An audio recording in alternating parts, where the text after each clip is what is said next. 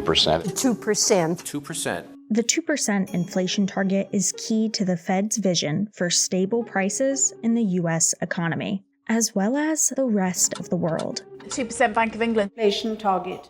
But who decided 2% was the magic number? It is, I think, an error to say 2% is somehow magically the right number. You would think somewhere in the Bible, and God says he wants 2% inflation. The 2% inflation target, it's relatively arbitrary. It was invented, oddly, in New Zealand.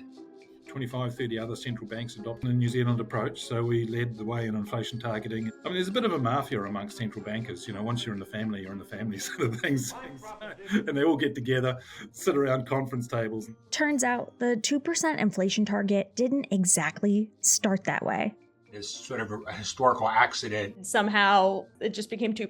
2%'s good. Yeah, they missed out the 0 2. It was 0 to 2. Here's how economies across the globe adopted inflation targeting, how they settled on 2%, and whether or not that target may change. The Federal Reserve uses monetary policies to achieve its dual mandate: maximum employment and price stability. Price stability can be achieved with inflation targeting, which is just the simple idea that the way a central bank should run its policy is to choose an explicit numerical target for inflation. The Federal Reserve didn't have an official inflation target until 2012, which happened to be right after the Federal Open Market Committee contrarian of the time, Tom Honig, left his position. I was president of the Federal Reserve Bank of Kansas City from 1991 to 2011. During the period that I was there, it followed the great inflation. That period was really quite chaotic, if you will. And too many dollars start chasing too few goods. The result, inflation. In the late 80s, an individual from the Bank of New Zealand came to the United States. That individual is Arthur Grimes. He is pretty much the father of inflation targeting. In the 70s and 80s, New Zealand had one of the highest inflation rates in the Western world. Grimes was fresh out of the London School of Economics. Yeah, and I applied these new insights into designing a brand new central bank act. It was a wonderful opportunity for a really freshly minted PhD economist. I had worked at the bank for 6 years before I did my PhD, so I knew the central bank well. So the bank was shifting to be more independent because in New Zealand at the time, its central bank was tied to the government. We were saying, well, okay, if we have independence, what should we target? Interest rates or the money supply? One day I said, well, actually, what are we trying to achieve? We're trying to achieve price stability. Why don't we just have an inflation target? It was sort of like cut through the middleman. And thus, inflation targeting was born, not as a strict 2%, but instead as a range. But we really wanted to embed our credibility by achieving a target that no one believed we would achieve. So we made the target pretty tight, just 1% plus or minus 1%, which became just the 0 to 2. And I have to tell you, even around the table at the central bank, we didn't believe it. The idea of achieving 1% inflation was none of us had experienced in our adult lifetimes, pretty much. And we got there. In fact, we got there a year earlier than we said we would. From then on, people started saying, actually, they do mean business. Like most things, instead of going to 0, everyone became satisfied with 2%, and that became the target first in Europe and then eventually adopted by the European Central Bank. Inflation targeting became very fashionable in the late 1990s, early 2000s. Targeting 2% keeps consumer expectations anchored. So if people can reliably expect inflation to be at or around 2%, the target can steady, aka anchor, the market. By international standards, New Zealanders live well. Other central banks started adopting it before we got the unemployment down. But economic disaster will surely arrive. The policy did lead to records of unemployment in New Zealand. It took a few years before unemployment came back down to normal levels and inflation stayed low. I actually left the Reserve Bank in 1993, thinking that, okay, now we've solved all the problems of monetary policy. Clearly, I've turned out to be a little too optimistic on that front in recent years. And this was before the U.S. had an explicit target. In the 1990s, that was still the Greenspan era when they wouldn't say a number. And have not other countries had successful results in lowering rates of inflation as well as our country? It's too soon to tell, Mr. Chairman. But, it sure looked like every time inflation went above 2%, they would raise interest rates to reduce it. And every time it went below 2%, they'd go the other way. After the Great Recession, Fed Chairman Ben Bernanke's historic move tying Fed funds to a specific unemployment rate along with an inflation target. The FOMC declared its target of a 2% inflation rate in 2012. Really historic target set by the Federal Reserve, something very specific that people have been screaming for. Some economists argue that the inflation target should be less than 2%, like Honig, formerly of the Kansas City Fed. He thinks there should be no target at all. Instead, inflation of 0%. And in the long run, that's the best for the economy. I think it's more credible to have a lower target. It's perfectly fine to fall below 2%. Closer to zero, I think you would be well served.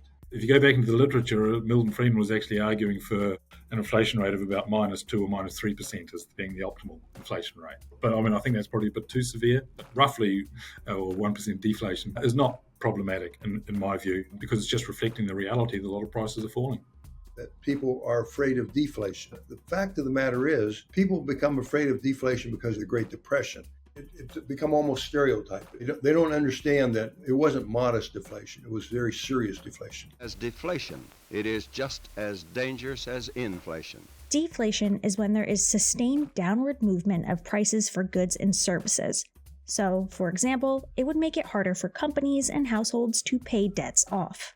Following the Great Depression, we had the Keynesian Revolution, where you had more government deficits, more government spending, and therefore a stronger likelihood of increasing inflation, and people were used to it. So that's how we've kind of evolved into accepting inflation. You associate inflation with mild inflation, not the hyperinflation we had in the late 1970s.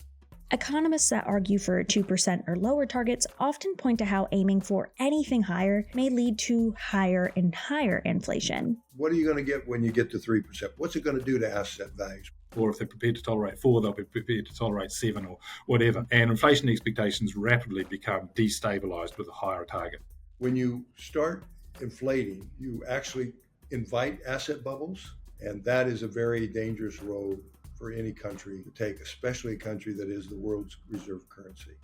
Why does the central bank want to use its policies to increase the cost of living for ordinary citizens? It's just bananas.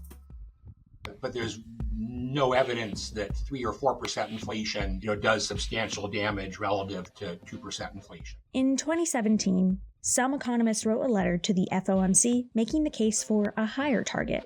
Are we still thinking that we could up it to this 3 or 4% inflation rate?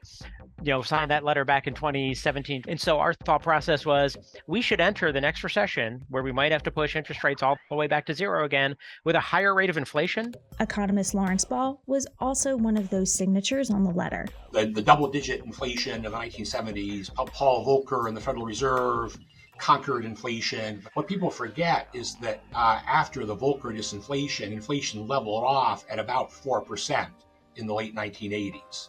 And at that point, Paul Volcker was willing to declare victory, and inflation sort of went away as a major concern or political issue. Here's the Fed's reasoning for aiming for positive inflation at all. Reason 1. A positive number makes it easier to measure inflation. We want to make sure measurement error doesn't push us all the way down into negative. Slightly higher rate of kind of baseline inflation is good for the economy, and that it can sort of grease the wheels of lots of adjustments that need to happen. Reason 2. Aiming for inflation lowers the risk of deflation. Is like a really extended bad recession. And so it collapses back to the case that we should have as many tools as possible to get us out of really steep, long recessions. Which brings us to 3. It gives the Fed room to cut interest rates if there's an economic downturn. Interest rate that matters is what's called the real interest rate. It's like the interest rate that's posted, and then you minus off inflation from that to get the real interest rate. If inflation is very low, then interest rates actually can't get all that low. Like even if the Fed puts the interest rate at 0, if inflation's only 2%, you can only get to negative 2% on interest rates. But if you need an even lower interest rate to push the economy back to full employment to end the recession, you're stuck. Up until 2008, the Fed had developed a pretty effective way of dealing with recessions. The Fed would start cutting interest rates, and that would stimulate consumption and investment and spending. And in 2008, There was still a recession, should have cut interest rates more, but then interest rates were already zero. And you can't have negative interest rates simply because people are not going to lend money. The 2017 letter points to how the Fed's policy rate remained at zero for several years, and there was no acceleration of demand growth. It's hard to imagine now, given that we've had a genuine problem of too high inflation for a while. The problem from like 2009 to 2019, basically, was that the Federal Reserve had declared it had a 2% inflation target, but it consistently was missing it on the low side. Inflation was just not coming in at 2% over a long period of time. And I thought, and I think other people in the letter agreed, that that was a problem. The letter also argues there was a lack of evidence that moderately higher inflation would harm Americans' standard of living. Instead, the letter notes tremendous evidence that a tighter labor market would improve standards of living. Inflation basically helps people climb out of debt a little faster, especially the occasional unexpected burst of inflation is a real boon to people who have a lot of debt. That problem is inflation. 4% inflation was low enough for Paul Volcker. It should be low enough for the rest of us. Since the pandemic, the Federal Reserve replaced its 2% inflation target with some more flexible language. It's not inflation targeting, it's average inflation targeting. Came after 15 Fed listening events. Most economists agree that the Fed announcing a drastic change to interest rates would be a PR disaster. I think that at the moment, the Fed has a little bit of a credibility problem. They let inflation get to 9%. If they were to change the target, their credibility problem would only grow. People would say, oh, yeah, changing the goalpost. If Jerome Powell, said, oh, did I say 2%? Oh, I meant 4%. Oh, sorry, my bad, but it's 4%. That would shake confidence in the Fed. If we could make the change without that political awkwardness or without losing credibility, I would do it in a heartbeat. I understand the Fed's reluctance. Fed Chair Jerome Powell has said that the inflation target of 2%, average or not, won't change anytime soon. I think I'm going to retire as an economist with the target still at 2%. But I do think, there's a chance. And there are some pretty influential people in the central banking world who are in favor of a higher target. So I wouldn't rule it out entirely. Well, I think adopting 2% is a lot better than adopting nothing. than not adopting an inflation target. So, I think, it's not ideal in my view, but it's a lot better than not having an inflation target.